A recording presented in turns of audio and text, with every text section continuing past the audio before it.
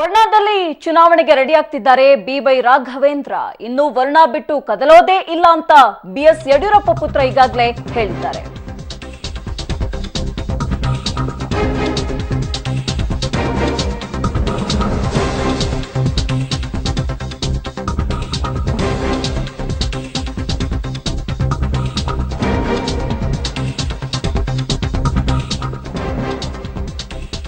ವರ್ಣಾದಲ್ಲಿ ಚುನಾವಣೆಗೆ ರೆಡಿ ಆಗ್ತಿದ್ದಾರೆ ಬಿ.ವೈ. ರಾಘವೇಂದ್ರ. ಇನ್ನು ವರ್ಣವನ್ನ ಬಿಟ್ಟು ಎಲ್ಲೂ ಹೋಗೋದಿಲ್ಲ ಅಂತ ಬಿ.ಎಸ್. ಯಡಿಯೂರಪ್ಪ ಪುತ್ರ ಈಗಾಗಲೇ ಹೇಳಿದ್ದಾರೆ. ವರ್ಣಾದಲ್ಲಿ 2 ಅಂತಸ್ತಿನ ಮನೆಯನ್ನ ಬಾಡಿಗೆಗೆ ಪಡೆದಿದ್ದಾರೆ ವಿಜಯೇಂದ್ರ. ಇದರಲ್ಲಿ ವಿಶೇಷತೆಗಳನ್ನ ನೋಡೋದಾದ್ರೆ 5 ರೂಮ್ ಇದೆ, ವಿಶಾಲವಾದ ಹಾಲ್ ಇದೆ, ವರಾಂಡಾ ಇದೆ, ಬಾಲ್ಕನಿ ಸೇರಿದಂತೆ ಎಲ್ಲಾ ರೀತಿಯ ಮೂಲಭೂತ ಸೌಕರ್ಯಗಳನ್ನ ಈ ಮನೆ ಹೊಂದಿದೆ.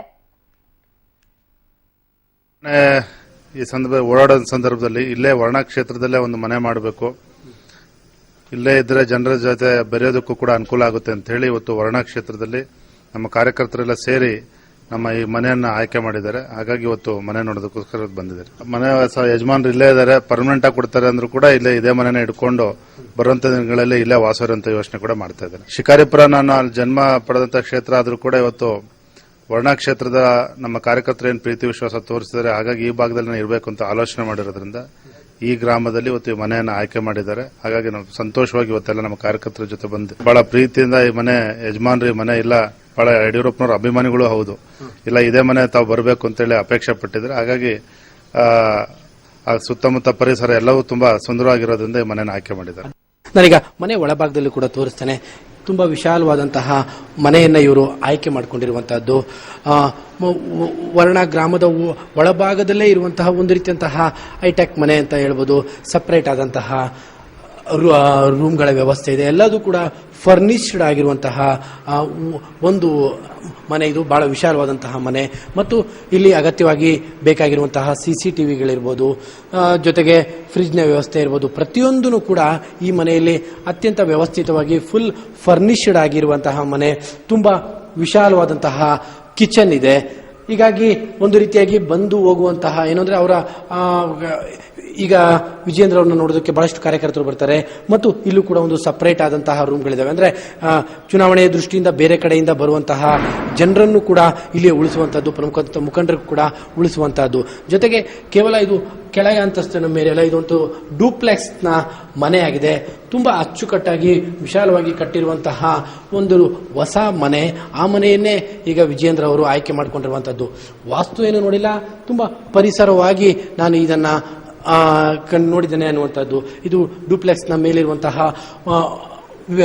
ವ್ಯವಸ್ಥೆಗಳು. ಅಂದ್ರೆ ಒಬ್ಬ ನಾಯಕನಿಗೆ ಚುನಾವಣೆಯ ದೃಷ್ಟಿಯಿಂದ ತನ್ನ ಪ್ರತ್ಯೇಕವಾದಂತಹ ರೂಮ್ಗಳಿರ್ಬೋದು ಮತ್ತು ಬಂದಂತಹ ಕಾರ್ಯಕರ್ತರು ಉಳ್ಕೊಳ್ಳುವಂತಹ ವ್ಯವಸ್ಥೆಗಳಿರ್ಬೋದು ಮತ್ತು ಮೈಸೂರಿನಿಂದ ತುಂಬಾ ದೂರ ಏನಿಲ್ಲ, ಮೈಸೂರಿನಿಂದ ಸ್ವಲ್ಪ ದೂರದಲ್ಲಿ 8-10 ಕಿಲೋಮೀಟರ್ಗಳ ದೂರದಲ್ಲಿ ಇರುವಂತಹ ಒಂದು ವಿಶಾಲವಾದಂತಹ ಮನೆ ಇದು. ಇದು ನೀವೀಗ ನೋಡ್ತಾ ಇರುವಂತದ್ದು ಅದು ವರ್ಣ ಗ್ರಾಮ. ಅಂದ್ರೆ ವರ್ಣ ಗ್ರಾಮಕ್ಕೆ ಹೊಂದಿಕೊಂಡಂತೆಯೇ ಇರುವಂತಹದ್ದು. ಸುತ್ತಲೂ ಹೊಲಗದ್ದೆಗಳಿದಾವೆ.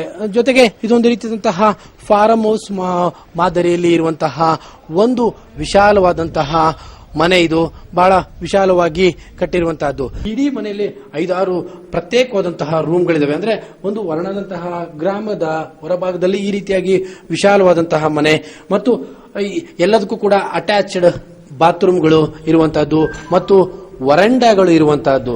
ಅಂದ್ರೆ ತುಂಬಾ ಪ್ಲಾನ್ಡ್ ಆಗಿ ಕಟ್ಟಿರುವಂತಹ ಮನೆ ಇದು. ಅಂದ್ರೆ ಸಿಟಿಯ ಒಳಭಾಗದಲ್ಲಿ ಕಟ್ಟಿರ್ತಾರಲ್ಲ ಆ ರೀತಿಯಾಗಿ ತುಂಬಾ ಪ್ಲಾನ್ಡ್ ಆಗಿ ಟೆರೆಸ್ಗಳಿರ್ಬೋದು, ವರಂಡಾಗಳಿರ್ಬೋದು, ಜೊತೆಗೆ ಅಟ್ಯಾಚ್ಡ್ ಬಾತ್ರೂಮ್ಗಳಿರ್ಬೋದು, ಎಲ್ಲದನ್ನು ಕೂಡ ವಿಶಾಲವಾಗಿ ಕಟ್ಟಿರುವಂತಹ ಮನೆ ಇದು. ಒಂದು ರೀತಿಯಾಗಿ ಹೊಸ ಮನೆಯ ರೀತಿಯಲ್ಲಿ ಈ ಮನೆ ಇದೆ. ಯಾಕಂದ್ರೆ ಈ ಹಿಂದೆ ಬಾಡಿಗೆ ಇದ್ದವರು ಕೂಡ ಈಗಿಲ್ಲ. ತುಂಬಾ ಪ್ರೀತಿಯಿಂದ ನಾನು ಇದನ್ನ ಕೊಟ್ಟಿದ್ದೇನೆ ಎನ್ನುವಂತಹದ್ದು ಮನೆಯ ಓನರ್ ಅವರ ಮಾತು. ಜೊತೆಗೆ ವಿಜೇಂದ್ರ ಅವರು ಕೂಡ ನಾನು ಇಲ್ಲಿರ್ತೇನೆ, ಮುಂದೆ ಬಹುಶಃ ಇವರು ಈ ಮನೆ ಕೊಟ್ರೆ ಇದೇ ಮನೆಯಲ್ಲಿ ನಾನು ಪರ್ಮನೆಂಟ್ ಆಗಿರ್ತೇನೆ ಅನ್ನುವಂತಹ ಆಶಾಭಾವನೆಯನ್ನು ಕೂಡ ವ್ಯಕ್ತಪಡಿಸ್ತಾರೆ. ಕ್ಯಾಮರಾ ಪರ್ಸನ್ ಕಾರ್ತಿಕ್ ಜೊತೆ KP Nagaraj, public TV, Mysuru.